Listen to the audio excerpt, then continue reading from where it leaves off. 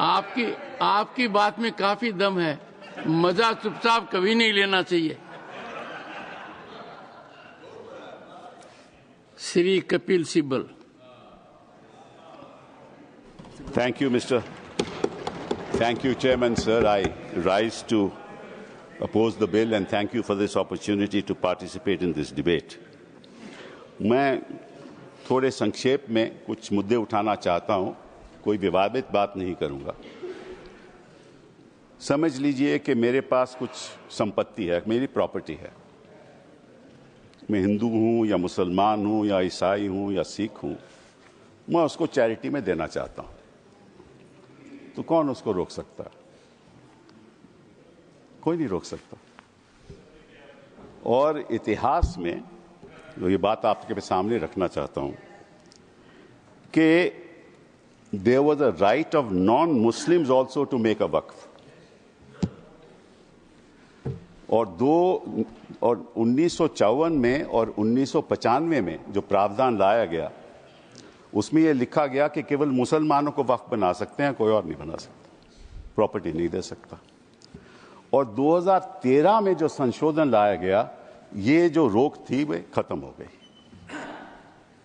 अब ये जो 2024 का अभी कानून बना है, उसमें वापस ये कहा गया कि केवल मुसलमान ही वक्फ दे सकते हैं।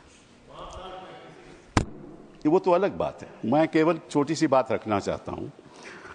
मैं as far as the 17th century, and I'll give you a judgment of the Madras High Court, which observed that it is common for the Hindu zamindars to have Muslims in their territories to make Muslim endowments. Similarly, in Arur Singh versus Badr Deen, Lahore High Court upheld the right of a Hindu to make waqf of his property for a Muslim graveyard. After independence, Nagpur High Court upheld the right of a non-Muslim to create waqf. और हमारे प्रधानमंत्री जी, इनकी मैं बड़ी इज्जत करता हूं, हमेशा कहते हैं वन नेशन वन लॉ। तो अगर वन नेशन वन लॉ होना है, तो बताइए भाई साहब कि ये केवल कहना कि मुसलमान ही वक्फ दे सकते हैं, ये किस किस्म का लॉ है? ये किस किस्म का लॉ है? और ये भी कहना कि मुसलमान को पहले 5 साल मुसलमान बने, फिर तय करना होगा कि तुम वक्फ दे सकते हो कि नहीं। अरे भाई, प्रॉपर्टी मेरी, मालकियत मेरी, चैरिटी में मैं देना चाहता हूं, आप कौन होते हो कहने को नहीं दे सकते? ये कौन सा कानून है? ये छोटी सी बात है, ये कौन सा कानून है? मैं हिंदू हूं, हिंदू होकर भी मैं दे सकता हूं। ये तो मेरी मर्जी है ना, प्रॉपर्टी तो मेरी है, आपका तो कोई हक नहीं। तो पहली बात तो ये कि ये आपने प्रावधान रखा क्यों? अगर आप one law one nation one law की बात करते हो कि सारे धर्मों पे लागू करो, कोई भी दे सकता है। पहली बात है। दूसरी बात, एक नड्डा साहब ने बड़ी अच्छी कही कि देखिए ये कितनी एकर्स प्रॉपर्टी औकाफ की है, वक्फ की है। मैं उनको बताना चाहता हूं कि there are 32 Waqf boards in this country in different states merely supervise administration of waqf properties in their respective states. But please note kar lijiye Nada ji, total area of Hindu religious institutions in Tamil Nadu, Andhra Pradesh and Telangana respectively is 4,47,000 in Tamil Nadu, 4,65,000 in Andhra, 87,000 in Telangana, 723 acres with Tirumala Tirupati Devasthanam, and thus it comes to 10 lakh acres only in 4 states. And आप कहते हैं कि देखिए औकाफ में 8 लाख एकड़ है। अरे भैया, आपके हिंदू टेम्पल्स में भी इतनी संपत्ति है, वहां आप क्या कर रहे हो? बाकी स्टेट्स में देखो ना। अच्छा, और ये नहीं कि हर धर्म में सुधार नहीं होना चाहिए, उतार होना चाहिए, मैं आपके साथ सहमत हूं। हिंदू धर्म में भी सुधार लाना चाहिए, लाना चाहिए ना, हिंदू धर्म भी सुधार लाना चाहिए। अंडर हिंदू धर्म, एक मिनट, हिंदू धर्म, मैंने आज तक किसी को टोका नहीं, मैं केवल छोटी सी बात रख रहा हूं आपके सामने। हिंदू धर्म में भी सुधार होना चाहिए। अब हिंदू धर्म के अंतर्गत अगर कोई सेल्फ एक्वायर्ड प्रॉपर्टी हो तो वह अपने बेटों को दे सकता है, बेटी को नहीं दे सकता। कहता है मैं नहीं दूंगा अपनी बेटी को। इस्लाम में भी है कि भाई को ज्यादा मिलेगा और बेटी को कम मिलेगा, इस्लाम में भी यह है। वहां वक्त से द्वारा सुधार हो सकता है, यहां कोई सुधार नहीं हो सकता। तो आप अगर महिलाओं की बात करते हो तो एक कानून लाओ कि हिंदू लॉ में कोई अपनी सेल्फ एक्वायर्ड प्रॉपर्टी केवल बेटों को नहीं दे सकता, वहां महिलाओं का हक होना चाहिए।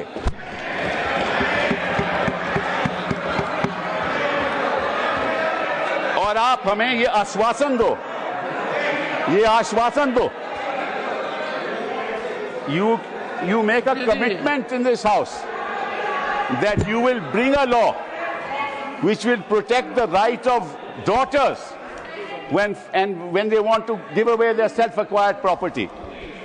दूसरी बात ये मैं आपके सामने रखना चाहता था। तीसरी बात मैं आपने सामने रखना चाहता हूं। आपने कहा, और ये बात आपको वैसे जाननी चाहिए, शायद मालूम नहीं आपको बताया या नहीं, लेकिन ये जो बोर्ड है ये स्टैट्यूटरी बोर्ड है, पहले भी था।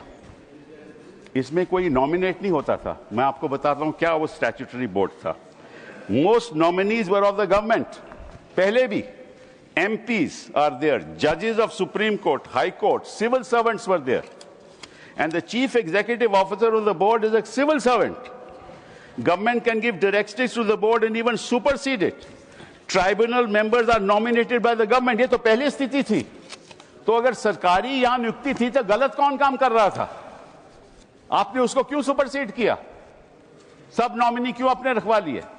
अरे भैया पहले भी तो स्टैट्यूटरी बोर्ड था, तो आपने प्रावधान क्यों लाया? ये अगर कोई गलती हो रही थी तो मुतवल्ली से हो रही थी। होता क्या था कि मुतवल्ली इसी वक्फ में अब डील कर लेता था और उसकी वजह से ये मिसमैनेजमेंट होती थी। आपको उसको ठीक करना चाहिए था। हम भी आपके साथ हैं। पहली बार मुझे याद है, आई थिंक इट वाज 1954, कि तमिलनाडु के ब्राह्मण ने एक कहा कि हमारे यहाँ मंदिरों में बड़ी गड़बड़ हो रही है, और उसकी वजह से 1954 एक्ट बना। तो गड़बड़ तो सब जगह होगी, आपकी सरकार में भी बड़ी गड़बड़ हो रही है, वो भी हो रही है, वो ठीक है, वो तो गड़बड़ तो होती है, गड़बड़ तो होती है। तो अब आपने क्या किया? अब बड़ी इंटरेस्टिंग बात है, आपने क्या किया? आपने कहा कि भैया अगर कोई, सर देखिए आपने सबको 15-15, 20-20 मिनट दिए, मुझे 10 मिनट दे दीजिए, ज्यादा नहीं मांगता मैं, थोड़ा सा। सर कपिल जी, हम मुद्दे की बात कर रहे हैं, हम कोई पॉलिटिक्स की बात नहीं कर रहे। नड्डा जी ने कहा कि यहाँ कोई पॉलिटिक्स की बात नहीं हो रही, क्योंकि देश के भविष्य का सवाल है। Sir therefore the other thing I want to say कि पहले क्या होता था कि ये जो वक्फ प्रॉपर्टी पे इंक्रोचमेंट होती थी, अनऑथराइज्ड इंक्रोचमेंट होती थी, लोगों की अनऑथराइज्ड इंक्रोचमेंट, और सरकार भी इस पे कब्जा कर लेती थी। इसलिए जो लिमिटेशन प्रोविजन लाया गया उसमें ये रखा गया कि जो 12 साल का लिमिटेशन ऑर्डिनरी लॉ में है वो नहीं है। किसी ने गलत तरीके से वक्फ प्रॉपर्टी का कब्जा कर लिया तो अगर लिमिटेशन की बात आएगी तो 12 साल के बाद वो उसको चैलेंज नहीं कर सकता। आपने वो वापस लिमिटेशन ले आए, मतलब कि उनका अनऑथराइज कब्जा कायम रहेगा। तो ये तो आप इंक्रोचमेंट्स का साथ दे रहे हो, इंक्रोचर्स का साथ दे रहे हो। मतलब कि जो वक्फ प्रॉपर्टी में गलत कब्जा हुआ है वो कब्जा वैसे ही रहेगा, क्योंकि 12 साल बीत जाएंगे। ये किस किस्म का प्रावधान आप लाए हो? आप प्रोटेक्ट कर रहे हो वक्फ प्रॉपर्टी को कि इंक्रोचमेंट्स को प्रोटेक्ट कर रहे हो? फिर साथ साथ में आपने ये कह दिया कि district magistrate has the full power to decide as to whether it is work property or not. This is what you have said. Now, what inquiry will the district magistrate have in that case? He will decide on his own, and his decision is final. You were talking about Article 21 of the Constitution, and said कि ये जो वक्फ जो council है इनका decision कैसे final हो सकता है, वक्फ बोर्ड का डिसीजन कैसे फाइनल हो सकता है, ये तो चैलेंज ही नहीं हो सकता in a civil court. Which decision of the district magistrate will you challenge in the civil court? You have said in this law that the decision of the district magistrate is final. And when he decides that this property is not waqf property, that cannot be challenged till he gives a final decision. So you can't deal with that property. You give finality to it. और वो जो आपने रखी है बात कि ये जो इंडाउमेंट्स हैं, ये जो वक्फ है, इसकी जो ट्राइब्यूनल की डिसीजन है ये फाइनल रहता है, ये आपने कहा ना। नो, अगर वो वक्फ ट्राइब्यूनल का डिसीजन फाइनल रहता है तो सिविल कोर्ट को तो कोई हक नहीं उसको चैलेंज करने के लिए। यही बात हिंदू इंडाउमेंट्स एक्ट में है। हिंदू इंडाउमेंट्स एक्ट में जो उनका मैनेजमेंट है उसका डिसीजन फाइनल है। थैंक यू कपिल तो जी। अगर हिंदू इंडाउमेंट्स का डिसीजन फाइनल है वो तो आपको कोई आपत्ति नहीं, यहां ट्राइब्यूनल का डिसीजन फाइनल है तो आपको आपत्ति है। Thank you Kapil ji. ये है sir, thank you sir. Sir last one Shri 1 second sir, last 10 minutes sir, last sir, okay last sir, the only, देखिए ऐसा है, ओके 2014 के बाद आपके पास टाइम बचा ही नहीं है संजय जी।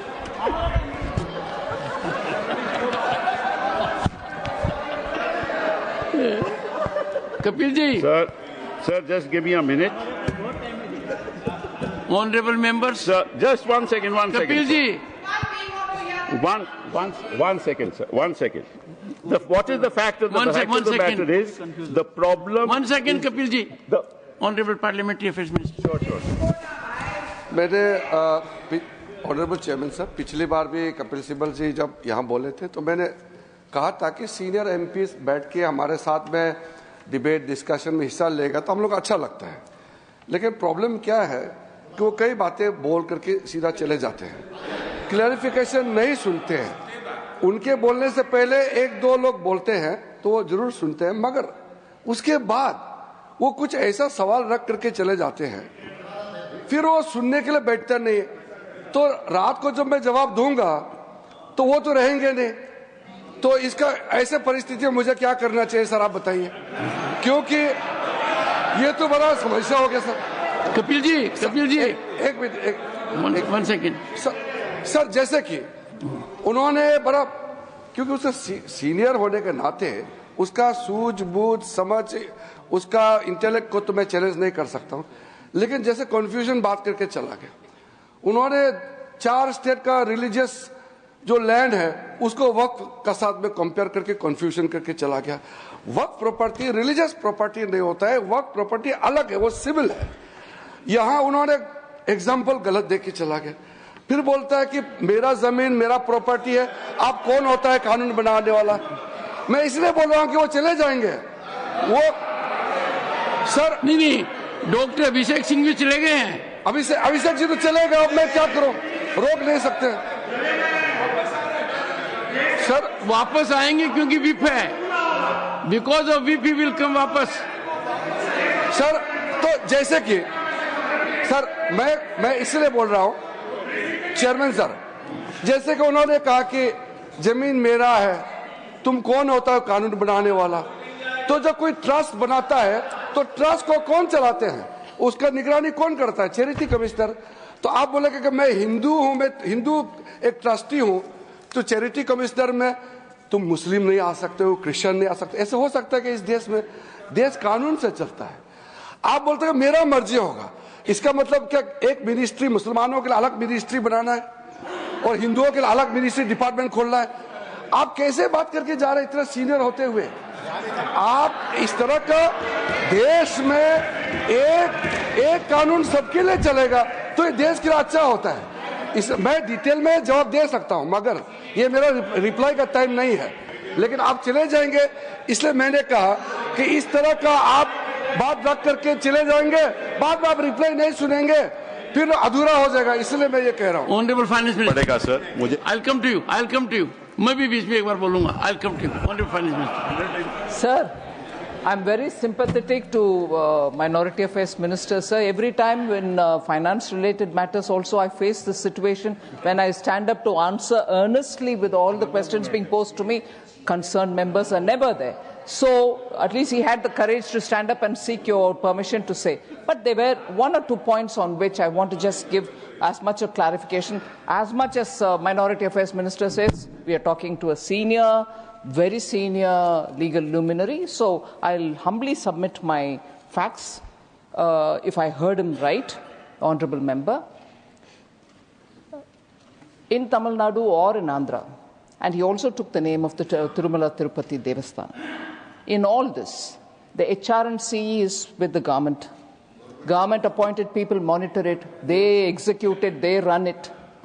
Second, Tirumala Tirupati Devasthanam, the executive officer, is appointed by the government of Andhra Pradesh. The endowment board has people who are appointed by the government of Andhra Pradesh, and the entire system is completely under the government of Andhra Pradesh, sir. So it is not as if, Hindus are not being touched at all, only Muslims are. No. There is a huge, in fact, it has led to a lot of feeling that Hindu pilgrims have started feeling that only our temples are being completely controlled by government and government-appointed men. And it is leading to a lot of confusion among the Hindu pilgrims also. It's a matter of concern for all religion. So it is I'm responding to the honorable member who spoke. Anybody who has a comment to make on what I've said are welcome to seek the time from the chair rather than shout me down.